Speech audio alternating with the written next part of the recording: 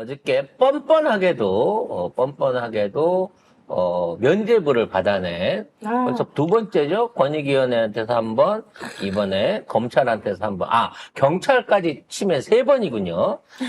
김건희가 그동안 그 출장조사 관련 논란이 많았잖아요. 여기에 대해서 이원석이 열받아갖고 저한테 보고 안 했다고. 진상조사해라고 감찰부서에 얘기를 했는데 이거를 패싱을 했다는 거예요. 원석이 쪽팔려서 어떡하지? 네, 대검감찰부가 김건희 출장조사 후 보고 논란과 관련해 이창수 서울중앙지검장 등에 대한 면담 조사도 시작하지 못한 것으로 확인됐습니다. 이원석 검찰총장이 한 달 전에 진상 파악을 지시했는데 아직도 사건 번호도 부여하지 않은 상태입니다. 야, 이원석 뭐 있으나 검찰총장보다 무슨 중앙지검장이 훨씬 높아 아주 그냥. 당연한 거 아니야? 그래서 오직하면 총장, 얘 감찰해 그랬는데 안 해. 알았어라고 해놓고 안 하는 거지. 짬 시켜버린 거죠. 왜냐면 곧 와. 그만둘 놈이거든. 그렇죠. 게다가 이원석은 한동훈 라인이거든. 아무튼 이게 지금 어디까지 얘기가 나오고 있냐면 아예 조사 자체가 없었던 게 아니냐. 김건희 조사 자체가? 그러니까 지네끼리 조사를 했다고만 하고 헐. 실질적으로는 조사를 안 한 게 아니냐라고 하는 의혹이 쓰고 있어요. 아니 그러기에는 들어갈 때 휴대폰을 뺏기고 다. 제출했고 위치가 어떻고 그 안에서 또 너무 디테일한 소설이 나왔잖아요. 디테일한데 사람이 없었다는 거지. 뺏긴 것도 맞아. 휴대폰도 출장 가서 뺏기고. 맞는데 출장도 많고. 김건희가 없었다. 건의가 없었다는 거지. 그러면 얘들은 뭐 한 거야? 뭘 조사를 해? 뭘 조사를 뭘 한 거예요? 쥐들끼리 스스로 묻고 스스로 답하면서 설문서를 친 거죠. 그 현장에 간 것도 맞고 휴대폰 내고 이건 다 맞아. 근데 중요한 사람이 건 없어. 김건희만 없었다. 김건희가 없는 상태에서 자체 조사를 한 거죠. 이거 가능성 있을 것 같아. 실제 왜냐면 가능성이에요, 여러분. 제가 그랬다고 주장하거나 제보가 있었다는 얘기가 아닙니다. 아니 저는 사실 아이고야. 김건희 성격에 본인이 얌전히 가서 고분고분 조사 받았을 리가 없다고 저는 생각했거든요. 그래서 우리 흔히 하는 말로 진짜 왔으면 뭐 조사를 정면으로는 아니더라도 조사를 받으러 왔다고 하는 뭐 CCTV라든지 왜냐면 원래 이런 조사는 다 녹취하고 그 검찰에서 하는 거기 때문에 녹취하고 영상 작성하게 돼 있거든요. 그와 관련한 어떠한 형태의 비디오나 디지털 자료라도 하나 나왔으면 믿겠는데 진짜 이번에는 아무것도 이 제시를 안 하고 있어요. 그것도 사후 보고잖아. 더 놀라운 건 뭐냐면 검찰총장한테 얘기도 안 했어. 더 놀라운 건 뭐냐면 얘네가 진짜로 조사를 받았으면 현장에서 김건희가 사인하고 지문을 찍었을 거란 말이야. 그렇죠. 그런 그 지문을 찍은 그 맨 뒷장만 보여줘도 내가 믿겠거든? 그거조차도 공개를 안 한다는 거죠. 아니 출장 간 것도 사실은 언론에 흘려서 우리 이렇게 출장 간다 하는 것도 사진 찍을 수 있거든요. 없어. 그러니까 그래서 없긴 없어. 현지에서 이제 출장을 갔으면 이제 내가 물어보고 싶은 거지. 자, 원래 검사들은요 그 공무로 지급받은 노트북으로 작성을 하게 돼 있어요. 그러면 출장을 갔으니까 자기가 원래 조서 받던 노트북을 갖고 갔을 거 아니야. 그럼 노트북에 문서 작성 기록이 있을 거예요. 왜냐면 요즘은 다 받아치니까. 그래서 그 문서 작성 기록만이라도 있는지 확인을 좀 해보자고 난 얘기를 하고 싶은 거야. 난 왠지 모르게 이 문서도 그 현지 조사 장소가 아닌 다른 데서 작성되지 않았을까라는 생각이 든다는 거지. 휴대폰도 뺏겼는데 노트북은 지껏 제대로 갖고 갈 수 있었을까 얘가? 손으로 받았으라고 했을까? 원래 김건희가 갔으면요 검사들이랑 같이 이러고 셀카 찍었을 거예요. 걔 성격에. 아니면 가서 아예 다른 디오백을 바친 거 아닐까? 내가 보기에는 김건희라고 생각하고 지금부터 아니면- 조사하자 그러고 우리 그 조 과장이 거기 가갖고 대신 받았을 수도 있죠. 아니 근데 아니면 1년 번호가 없다는 저기 게 말이 돼요 근데? 오셨으니까 전화 한잔 해요. 고생 많죠? 아니 근데 나 거기 누구하고도 잘 알고 막 그래서 먹어 마셔 이거 하지 않았을까? 만약에 왔다면 김건희가? 아예 안 왔을 것 같다니까. 그러니까 저도 안 왔다에 저도 그리고 이상한 게 보는데 너무 많은 게 1년 번호가 없대잖아. 디올백에. 그리고 제일 중요한 건 만약 거기 갔으면 차를 타고 왔을 거 아니야. 차량 입출입에 대한 증거라도 꺼내나 보라고. 난 이제 점점 거기서 조사를 받는 척만 했다에 더 의심이 가기 시작해요. 그리고 1년 번호가 없는데 어떻게 같은 걸지 확인을 하지? 가방이 같은 건지 어떻게 확인을 합니까? 아니 그래서 지금 어떻게 결론을 이걸 내려? 무혐의 처리하면서 아, 갑자기 이제 저기한테도 그 최재형 목사한테도 그냥 무혐의 처리를 해갖고 없는 일로 하자 그랬다는. 지금까지 조사받은 게 몇 번인데 없는 일로 하자는 거야. 그 최재형 목사가 나 그거 안 된다. 추가 조사 해줘라. 디올백이라도 진위 확인할 수 있게끔 내놔봐라. 나 표시 있다 거기. 근데 안 보여줘. 근데도 안 보여주고. 근데 준 끝낸다. 사람의 동의도 없이 검찰이 그냥 1년 번호도 없다는데 그걸 어떻게 확인하죠? 그리고 난 너무 궁금하다. 이게 선물이라 그래서 줬다 그러면 최소한 처분을 해서 없앤다고 치면 또는 반환을 한다고 했으면 최 목사한테 반환을 해야지 왜 그걸 국고로 반환하냐고. 그걸 왜 국고에 귀속을 시켜? 국고로 기각시켜가지고 판대요. 팔아가지고 그러니까. 돈을 이렇게 한다는데 그럼 그 그거를 돈을 최재형 목사를 줘야지. 그거를 우리가 삽시다. 가방을 사서 최재형 목사님한테 보여줘서 야, 이게 맞아요 이렇게 그러면 그 공매 자리에 우리가 가야 되잖아. 300만 원만 쓰면 돼요. 씨발 그거 3,000원으로도 못 살 것 같은데. 저쪽 애들이 죽기 살기로 낙찰을 받으려고. 계속 10만 원씩 올리는 거야. 계속 이왕 저쪽에 대한 낙찰 받을 거 금액이나 잘 계속 올립시다. 올려주자. 올려가지고 애들 돈이나 털어먹게 해가지고 그게 위험한 게 우리가 한 1억까지 불렀는데 애 포기 그래버려. 우리가 그거 300짜리인데 그렇게 가짜인 줄 아는데 1억 주고 사야 된단 말이야. 나라를 구할 수 있는 일인데. 그래 이거 국정농단을 확인할 수 있는 그것도 1억이 문제입니까 지금? 그러니까. 네? 응? 아니 그래서 1억 주고 샀다 치자 300짜리. 근데 아니야. 줬던 게 진품이 아니야. 네. 심지어는 짝퉁이었어. 그렇게 된다고 했을 때 그러면 진짜 검찰을 날릴 수 난리가 안 있는. 나지 검찰은.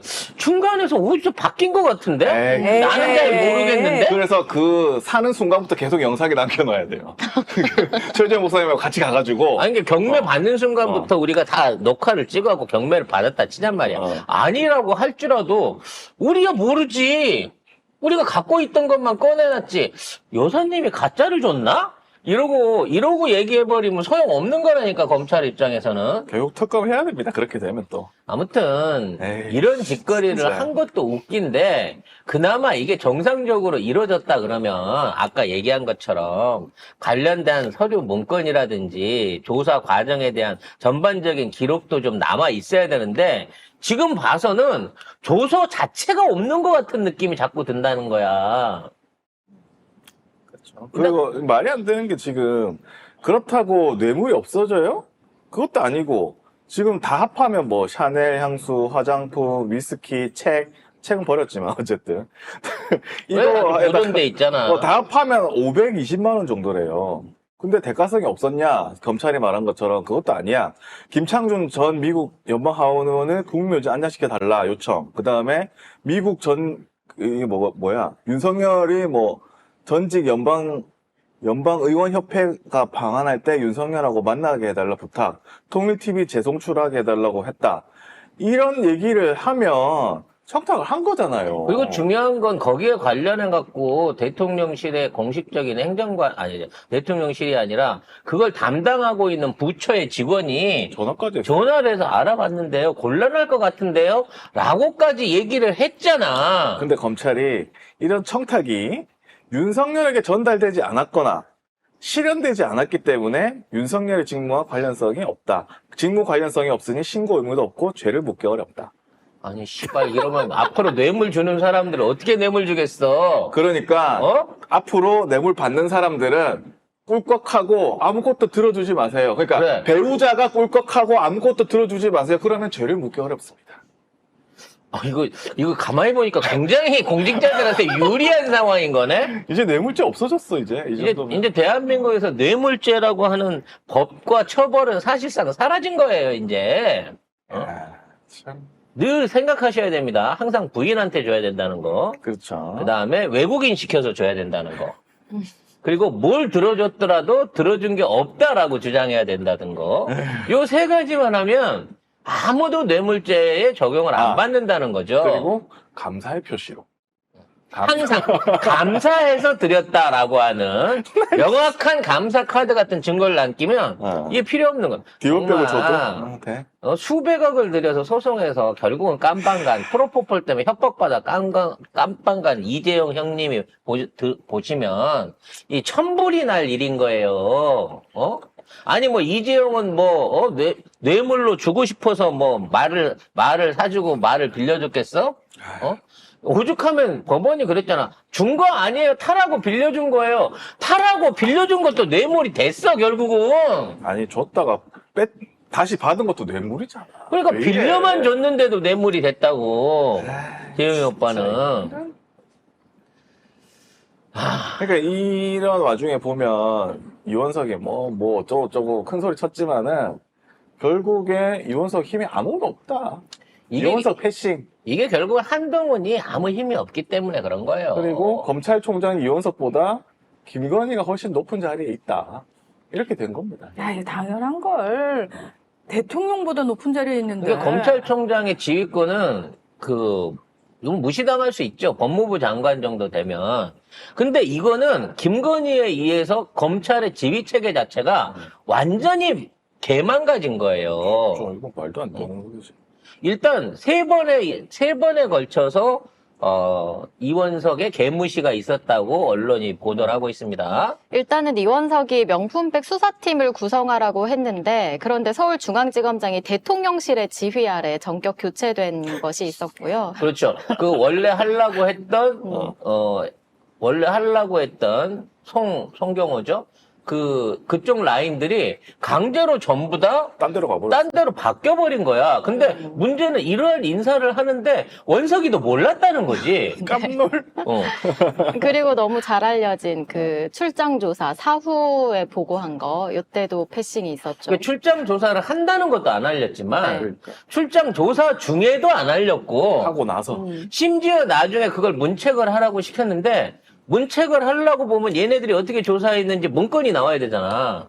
지금 그것도 문건 번호가 확인이 안 돼요. 나 조만간 김건희 나와가지고 울면서 이렇게 이제라도 무혐의가 나서 너무 다행입니다. 지난 1년간 제가 받은 고통은 이루 말할 수 없고 이러면서 눈물을 뚝뚝 흘릴 것 같은 느낌이 있어. 아니 진짜로. 자, 이런 데다가 세 번째 패싱은 네, 이번 무혐의 결론을 날 것 같다. 네. 언론 보도를 통해서 그러니까 이원석이 알게 된 거죠. 총장한테 결제도 안 올린 상태에서 오늘 결제하는데. 오늘 결제를 해야 되는데 어저께 조선일보 통해가지고 무혐의로 KBS. 내기를 했어요. KBS. 라고까지 해버린 거야. KBS에 먼저 났어요. KBS까지.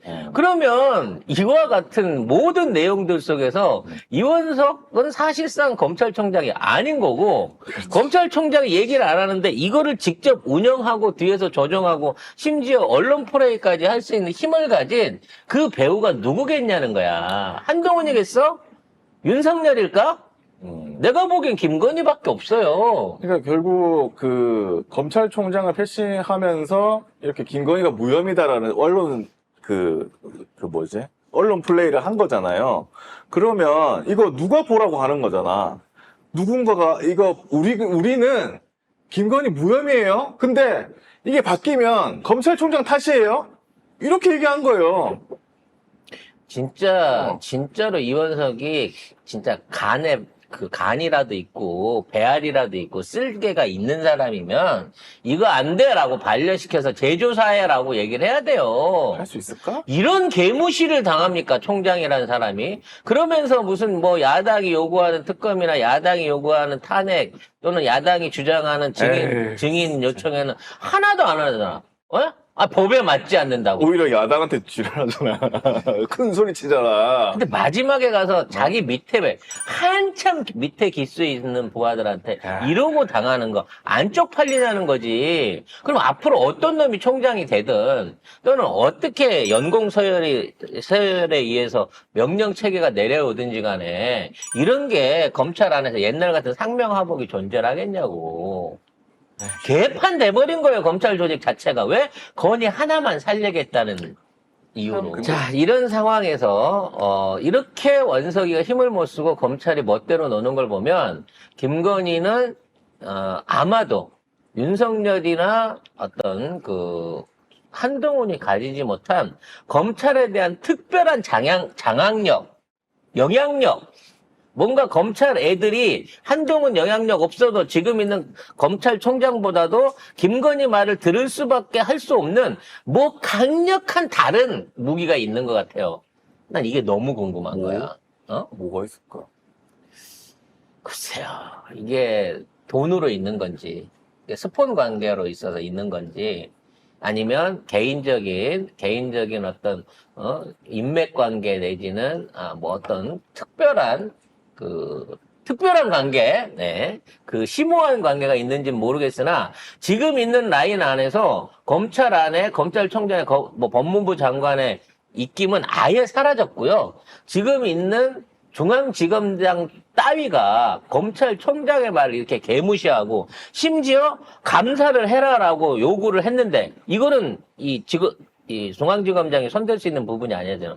감사 파트에서도 아예 이 명령을 듣고 없는 걸로 할 정도 된다고 치면, 지금 검찰을 조직하고 있고 검찰을 관리하고 있는 김건희의 배후 조직은 기존에 알고 있는 무슨 내부 인맥이나 기수 파괴나 이런 거보다도 훨씬 더 강한 모종의 뭐가 있지 않나라는 생각이 들어요. 이런 와중에 검찰이 김건희 손아귀로 사실상 개인의 어떤 사조직으로 변하고 나서부터 들여다 보이는 게 한동훈이 아무 힘을 못 쓰는 거예요, 지금.